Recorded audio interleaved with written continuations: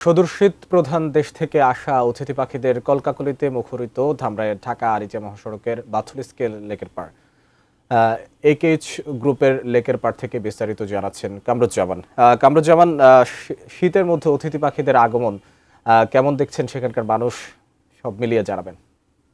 একদম যে ঢাকার ইচ্ছা মহাসড়কের ঠিক একেএইচ গ্রুপের যে লেকের পার, আমরা যদি আপনাদের ক্যামেরার মাধ্যমে একটু দেখাতে চাই যে অতিথি পাখিরা কিন্তু এখানে এসেছে গেল 2-3 মাস ধরে কিন্তু এসেছে। তো আপনারা জানেন যে এই অতিথি পাখি কিন্তু আসলে জাহাঙ্গীরনগর বিশ্ববিদ্যালয়ে আসতো।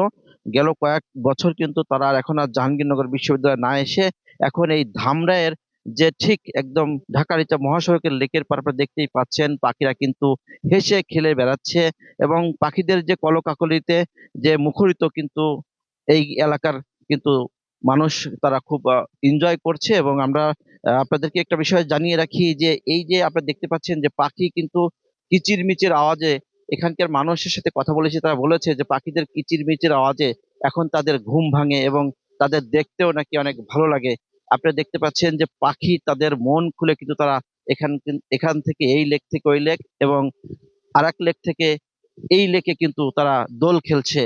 তো এই পাখিদের কিচিরমিচির আওয়াজ এবং আপনারা দেখতে পাচ্ছেন যে এই লেকের পার কিন্তু ভরপুর এবং যেহেতু খুব শীত এবং কুয়াশার কারণে আপনারা দেখতে পাচ্ছেন পাখিরা কিন্তু এখন বেশিরভাগ পাখি কিন্তু এখন বসে আছে সাইডে ঘুমন্ত অবস্থায়।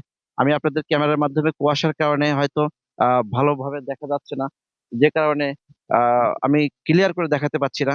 তো আপনারা দেখতে পাচ্ছেন এই লেক না, শুধু এই একেইচ গ্রুপের আশেপাশে আরো প্রায় চার চারটা লেক রয়েছে। প্রত্যেকটা লেকেই কিন্তু একই রকম পাখি রয়েছে এবং পাখিদের আওয়াজ এবং পাখিরা এই এক লেক থেকে আরেক লেক তারা কিন্তু প্রতিনিয়তই তারা আসছে। আমরা একটু কথা বলতে চাই এই লেকের পারে যারা পাখিদের দেখাশোনা করছেন, যে একেইচ গ্রুপের একজন আহ লোক রয়েছে যিনি পাখিদের দেখাশোনা করেন যেন পাখিদের ডিস্টার্ব না হয়। তো আসলে আপনারা এই পাখিদের জন্য কি কি করছেন, যে পাখিরা কিভাবে এখানে রয়েছে, কিভাবে দেখভাল করছেন?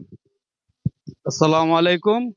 এই পাখিগুলো দেখতেছি আমাদের plan head sir, colonel Shahriar sir নির্দেশ যে কোনো শিকারি যেন এখন না ঢুকে। তারপরে আমাদের এমডি স্যার নির্দেশ যেন কোনো শিকারি বা বহিরাগত লোকে যেন পাখি শিকার না করে, সেদিকে আমি লক্ষ্য রাখতেছি। এবং খাবার, প্রাকৃতিক খাবার এরা খায়, ছোট মাছ। আবার আমরা এখানে মাছও বিলের মধ্যে ছাড়ছি, যে মাছ খেয়ে এই পাখিরা জীবিকা করে। যেমনটি শুনছিলেন যে এই যে পরিযায়ী পাখিরা তারা সুদূর সাইবেরিয়া থেকে শুরু করে বিভিন্ন জায়গা থেকে কিন্তু এই আহ, এই এলাকায় কিন্তু পাখিরা এখন আসতে শুরু করেছে। এই ছিল আমার কাছে সর্বশেষ যে ঢাকার ইচ্ছা মহাসড়কের যে ধামরাইয়ের লেকের পাড় থেকে। আমরা ফিরে যাচ্ছি স্টুডিওতে মাহমুদের কাছে। মাহমুদ।